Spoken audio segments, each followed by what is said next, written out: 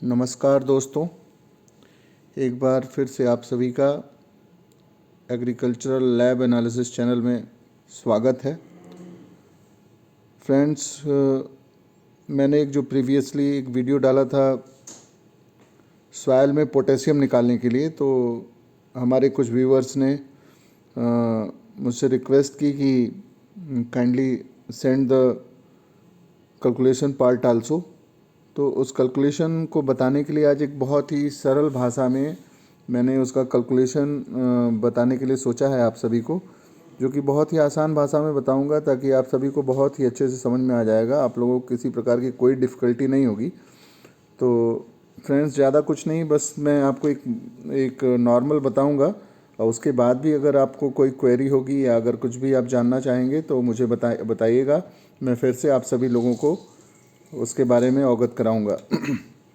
तो फ्रेंड्स देखिए, जैसा कि मैंने एक यहाँ पे फॉर्मूला बनाया है, r into 25/5 into 2.24 into 10⁻6 upon 10⁻6। तो फ्रेंड्स, मैं सबसे पहले बता दूं कि इसमें r जो है आपकी जो रीडिंग आपकी आई थी पीपीएम में, जो आपकी रीडिंग आई थी, जैसे कि मैंने एक सैंपल का रीडिंग लिया था, तो उसमें 22.74 आप वीडियो देखेंगे तो उसमें देखेंगे कि 22.74 जो है उसकी रीडिंग आई थी।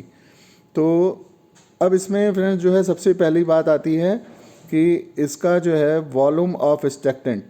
वॉल्यूम ऑफ स्टेक्टेंट मीन्स आपने जो 25 ml neutral normal ammonium acetate लिया था वो आपका वॉल्यूम ऑफ स्टेक्टेंट हो गया इन अपॉन 5। ये जो अपॉन 5 का मतलब हुआ आपने 5 ग्राम सॉइल ली थी।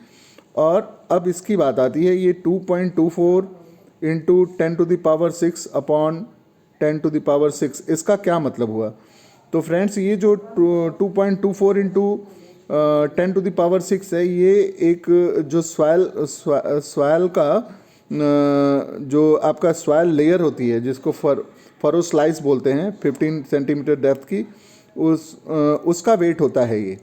ठीक है, ये 2.24 अप इंटू 10⁻6 जो है आपके सॉइल का जो 15 सेंटीमीटर डेप्थ की जो फरो सॉइल होती है उसकी डेप्थ का ये जो सॉइल होता है उसका ये वेट होता है। उस वेट से हम इसको मल्टीप्लाई करते हैं और ये ये जो है 10⁻6 का मतलब कि अगर हमें ये जो हमारी जो रीडिंग है इसको किलोग्राम पर हेक्टेयर में लाने के लिए इसको हम 10,000 से डिवाइड कर देंगे। तो 10,000 से डिवाइड कर देंगे तो हमारा जो है वो किलोग्राम पर हेक्टेयर में सॉइल कितना है वो पता चल जाएगा। तो फ्रेंड्स देखिए, मैं यहाँ आपको बता रहा हूँ कि आपका जो है 22.74 था। 22.74 अगर आपकी रीडिंग आई तो उसमें आप ये देखिए यहाँ पे 25 ml आपका स्टेक्टेंट था, तो इनटू कर दिया और ये डिवाइडेड बाय 5 यानी 5 ग्राम सॉइल आपने जो लिया था और इंटू 2.24।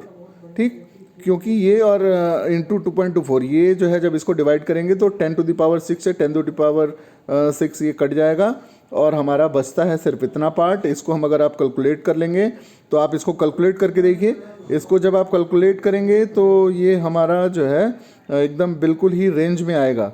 तो आप इसको एक बार कैलकुलेट करके देखिए। कैलकुलेट करके देखने के बाद आपको समझ में आ जाएगा कि आपका जो है सॉइल में पोटेशियम की कितनी रेंज है। मैं आपको बता दूं कि अगर 120 अगर आपका आता है तो वो लो है, मतलब आपके फील्ड में पोटेशियम का लेवल लो है।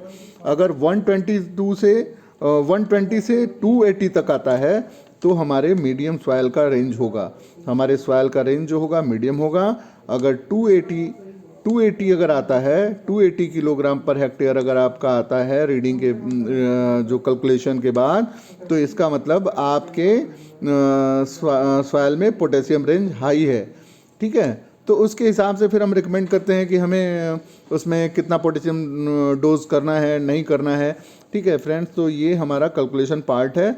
अगर आपको पोटेशियम में एक बार फिर से मैं बता देता हूँ कि ये जो इसमें दिया हुआ है r into 25/5 into 2.24 into 10⁻6 upon 10⁻6। तो इसमें जो है आपका आर इक्वल टू क्या है, रीडिंग, जो आपकी रीडिंग पीपीएम में आई है, 25 ml आपका जो स्टेक्टेंट आपने लिया है, और 5 ml आपके सॉइल का वेट है, 2.24 इंटू 10⁻⁶ जो है ये फरो सॉइल जो सॉइल लेयर होती है उसका वेट है, और अपॉन 10⁻⁶ जो है 10⁻⁶ ये जो है इसका मतलब इसको किलोग्राम पर हेक्टेयर में हमें जो कन्वर्ट करना है उसके लिए। ठीक है फ्रेंड्स, हमें आशा है कि ये इससे आपको समझ में आ जाएगा, आप कैलकुलेट कर लेंगे। उसके बावजूद भी अगर आपको कैलकुलेशन में कोई प्रॉब्लम आती है, आपको कुछ नहीं समझ में आया, तो हमें आप एक बार ज़रूर कमेंट करिएगा, ठीक है, और मैं उसको ज़रूर बताऊँगा। Thank you very much.